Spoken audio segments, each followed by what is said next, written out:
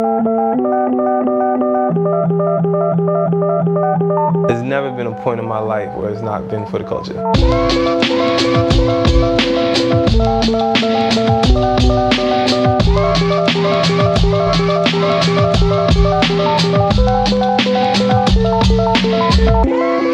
When it comes to the culture, some really adopt it. Others are born in it, molded by it. Randall Medford, aka Sickamore, is the latter. A lifelong fan of hip-hop, he used to hustle mixtapes in New York City. And over the years, he built himself into the man he is today. A senior exec, A&R, and creative director at Interscope Records, as well as photographer. But his path has been anything but easy. For Sickamore, the keys to his success have been his own self-improvement and his allegiance to the art. I went to college in Barnes & Noble on 17th Street between Broadway and Park. I would go up there to the 3rd floor, and I would read anything, and if I could afford it, I'd buy it. And anytime I would get more money, I would just buy more books. And that's how that was my survival. So everything was just like, you know, between 11 and 21, it's like a very creative, you're making your tastes and things. The whole world is fresh and new. Yeah. So I was just going for it. Speaking of taste, like what were you into at that point? What type of music were you into? I was into hip hop, man. That was what I was into. I was into anything hip hop. And I used to have like a binder of CDs like this, and I would just keep buying stuff. I would just buy anything, Wu-Tang, Dr. Dre, Biggie, Jay-Z, Nas, Eminem, Tupac. I was from Brooklyn, so I was a really big fan of Fabulous and Shine. Same. You know what I mean? Because they were cool to me. They looked like me, you know what I mean? And they dressed like me. I dressed like them. Mace, you know, and then every once in a while I would buy like an album. Because I would just do anything the source told me to do.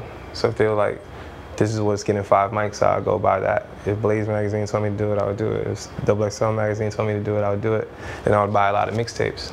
You know, and I'd go to different mixtape spots and I'd have a collection of mixtapes. So that was my life. I was just like a real hip hop head. You know what I mean? I love lyrics and I love like debating hip hop in school. So I became aware of like your stuff in music really early on. For me, it was when you were doing like mixtapes, I guess back in Brooklyn. Yep. Well, I started as like a mixtape DJ because, you know, in high school I kind of bounced around. Like I came from, I was born in Trinidad and I was raised in a very Caribbean area of Brooklyn, Flatbush, Crown Heights. Yeah. You know what I mean? And as you know, when you come from another country, your parents always push you to have a ton of jobs. So all through high school, I always kept like a bunch of different internships, from like working at Prospect Park, to like Fox News Channel, to like Goldman Sachs. And then my senior year, I got accepted to Nike Town. So I was really excited. I was like, boom, I'm about to work in Nike Town. I'm about to get 35% discount. You know what I mean? So it's a wrap, you know what I mean? This is my life. And then like 9/11 happened, and then they put a freeze on the hirings. And then I was really mad, and I had like a side hobby at school where I would do like custom mixtapes for people. This is 2001. This is like around the time of like Napster and Kazaa. So I would burn CDs for people for $5 to $10 around the school. So one time my friend Terrence, he came up to me, he said, you know, if you just do one mixtape and you sell it across the city, like, you know, you don't have to burn a different CD for somebody every time. So I was like, yeah? He was like, yeah, I'll show you where to go to sell them. He took me to a spot on Canal Street, and from there I just started selling mixtapes. So when you look up and down Canal, it's like this is all mad different than when you were here. All this used to just be like hustle, like, you know what I mean, t-shirts, mixtapes. Like mixtapes were just like another thing for the bootleggers to sell. I used to come on this like little alley right here. Yeah. And this used to be like my place to kind of go chill. We could park up and not get a ticket right here. And as long as somebody's in the car. Could you ever see what you were doing now or any version of what you were doing now when you were here? Like, did you have aspirations for it? Yeah, I thought I was gonna be Puffy, man.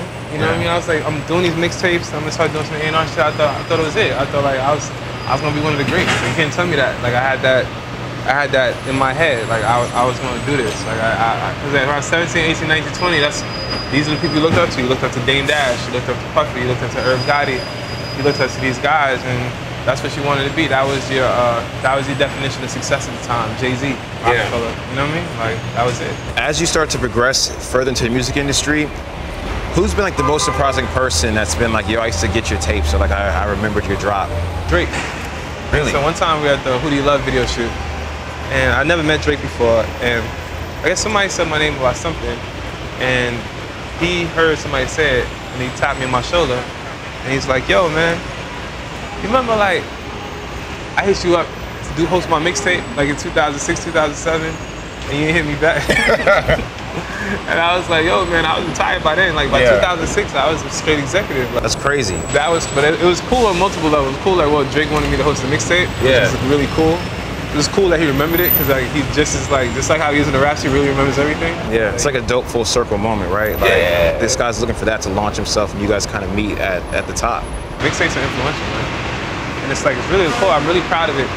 You know, I haven't found the same high I got from doing mixtapes till I started putting out albums. To the point when I stopped doing mixtapes, to the point where like YG album came out, there was always like a gap in excitement. Yeah. Because I was nowhere else I could go out and get that instant reaction. That like, I put out a mixtape and I'll know if it's hot or not, right? Like people are selling, people are hitting me, people calling my phone, and seeing stuff, and seeing the bootleg, like, okay, cool. I don't see a bootleg, people don't care about it, like, I know it's not hot. And it was just like, that was like a high for me. Now with it's not like that no more until I start putting on a record. Now you put out a record, people go, you go to a club, you hear it, it's that same kind of real reaction. Yeah. And that's like the high I get off on it. Sycamore's hustle grew, expanding well beyond Canal Street. 15 CDs turned to 100, 100 to 1,000, and so forth, to the point of forming his own LLC and even winning awards. His taste, ambition, and savvy fostered the transition into something new, a role as an A&R. The first opportunity, like I started getting like A&R jobs. Like the first thing is this store, Beach Street, downtown Brooklyn. They had a store, and the guy was like this nice guy. He was like, yo, you know, you should become an A&R. I'm like, so what's that? He said, well, you know, it's like, you find us beats and book studios. I'm like, okay, cool, and we'll build you an office. I like sold, you know? Yeah. And the guy who had the job before that was like Clark Kent. He was doing it. So Clark used to like kind of like take me under his wing and give me like different advice and things like that. And I didn't really even understand the magnitude of what that was back then. I had a feeling that he understood what it was to see good talent. You know what I mean? And he was eager to be amongst the talent and work with the talent and speak making records and speak finding art. Meeting him, 1, as a DJ, 2, as in working in the record store that I went to all the time, and 3, I wasn't afraid to have a conversation with him because he seemed like he knew what he wanted to do and he cared about music. And then from there, I had that little A&R job. I met Just Blaze on the road, you know what I mean, just in the streets. And I would just harass Just Blaze. And then just like, I would give him free clothes, I'd come on tour, and he would let me come to Baseline. And that was like the first time I see like a big studio. Yeah. You know, but then I got a lot of things from it. Well, I got my mentor, hip hop, from it. And he's really took me under his wing, started showing me around, and like, cause he really signed to his company. And he just started showing me around like, yo, this is how to do the A&R thing. Kind of started because of 50 Cent versus Saigon mixtape that came out.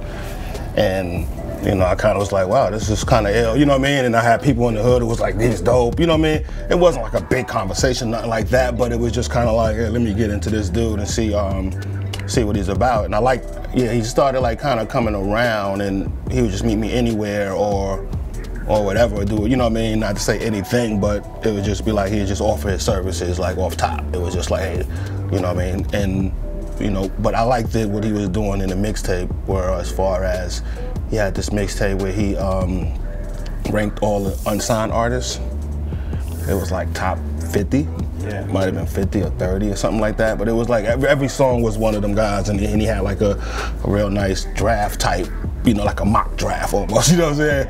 Freshman, basically, the freshman thing before the freshmen. You know what I'm saying? So he was doing that as a mixtape, and then on the other side, he had the instrumentals. At that time, he was like,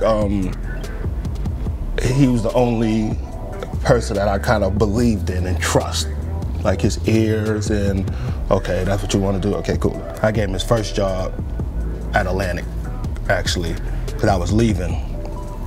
And Craig asked me, he said, do you have anybody for me? You know, he said, I know you can't find another you, but it did whatever. You know what I mean? It's, you know, anybody that you trust. I was like, just one kid, Sycamore. I have him come through. He went through and he hired him right there. And around that time when he started mentoring me, that's when I realized, I was like, okay, cool. I don't want to do mixtapes no more. I want to be an executive. And they offered me a job at Atlantic Records, Craig Common and hip hop. And I was like, my negotiation was like this. I was like, I need like 2 things, you know, for the job. And it's like, what? It's like, I need an office. It was like, okay. I was like, I need a cool title. It's like, how does director A&R sound? I'm like, sold, you know?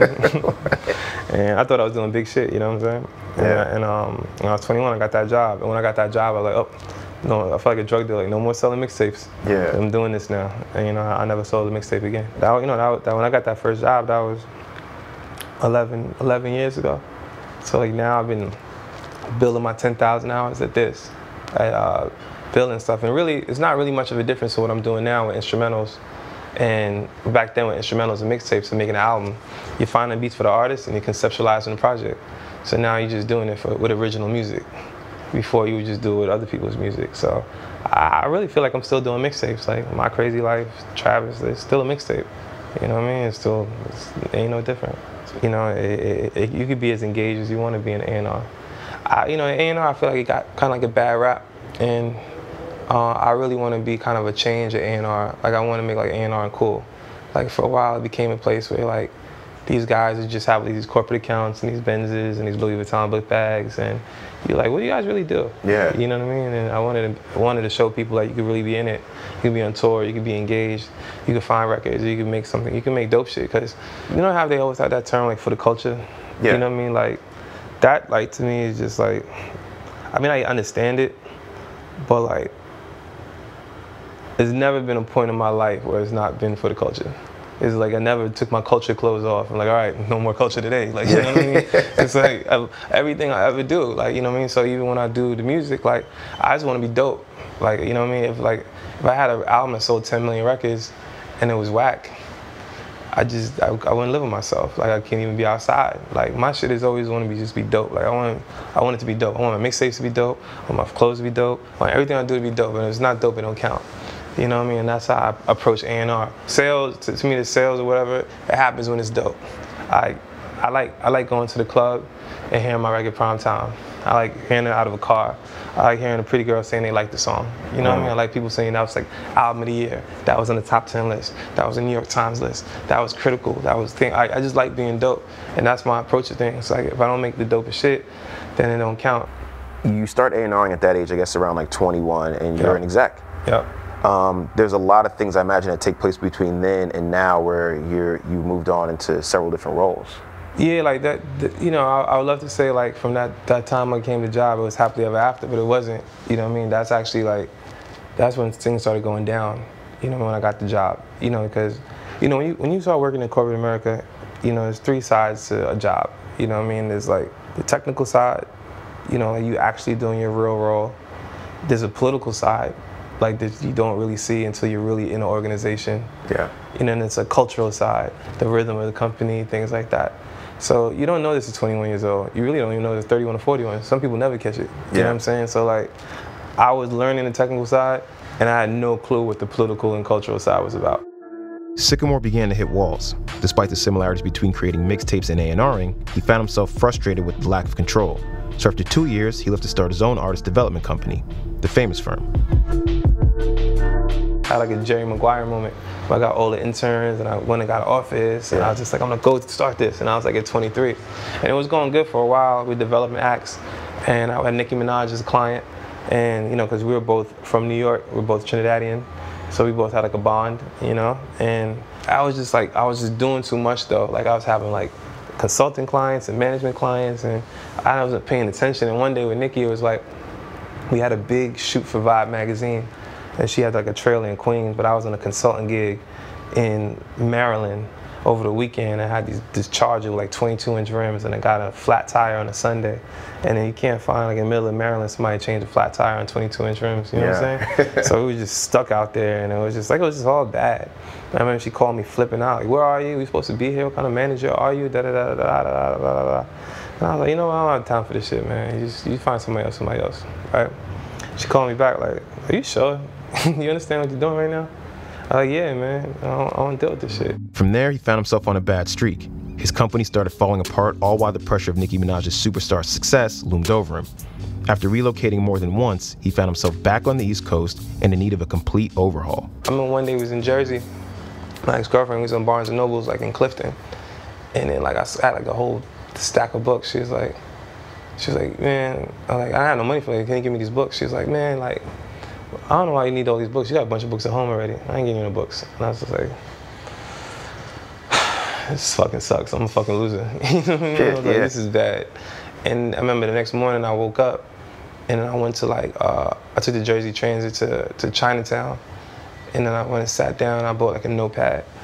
And like I just wrote my plan. I said, I ain't going out like this. I think it was like June 9th, June 9th, 2009. I was just like, I sat on this bench and I just like wrote my whole plan out. I had made so many plans for different artists and different people. I was like, I never really sat down and just made a plan for myself. A list of everybody I really care for in my life, like family and friends, like 15 names there. And it's just like, these like my support system, you know what I mean? I was like, I'm gonna really focus on being like an A&R. I said I was gonna focus on building like a talent development company that's gonna really be like the next generation. I was like, it's gonna be like an institution, like the Yankees. Yeah. You know what I mean?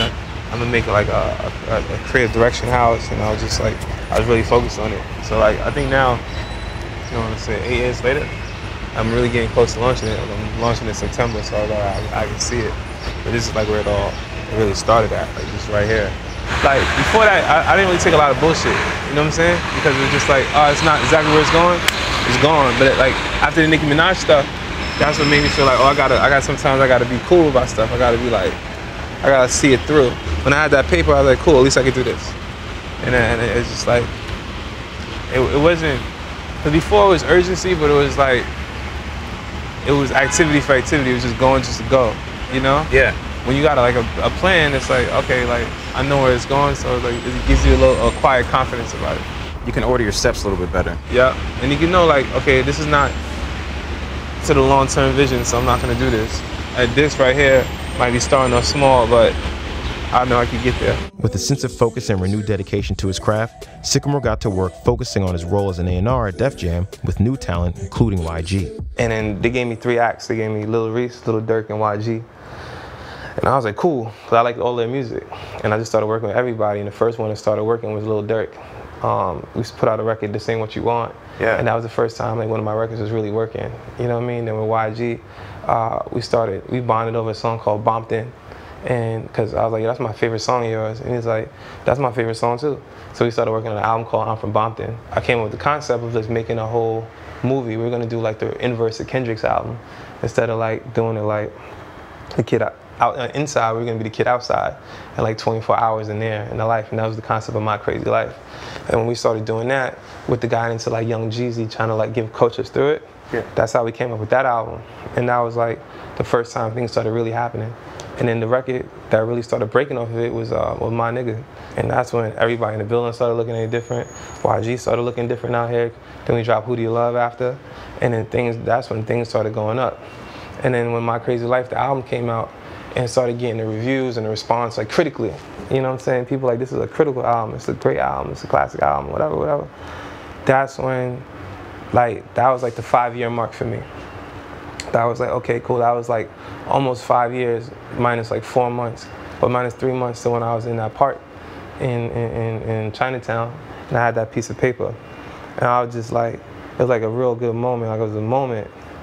And after I had the moment, I was like, I need to get a bigger plan. Following the success with YG came work with Travis Scott at Epic Records. So I found a house studio in Bel Air, and we had a house. It was Travis, Metro, Sunny Digital, Southside, TM88, Alan Ritter, First from FKI, and everybody. It was just like the producer Olympics in there, and it was just crazy. And I would just be like a referee, just kind of like controlling the flow. You know what I mean?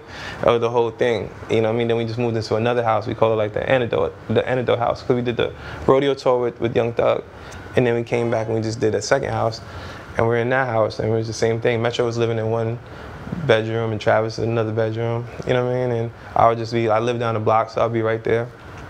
And then I remember one day, we did like 3 songs. We did like. We did a song, I think, no, it wasn't a damn night we did Could Not Crawl. We did one song that never came out, like Ooh Nah Nah. Then he did the song on his first album called Impossible. You know what I mean? That's one of my favorite songs of his. And then at the end of the night, he did his, he started being on the table, and he's like, don't you open up that window.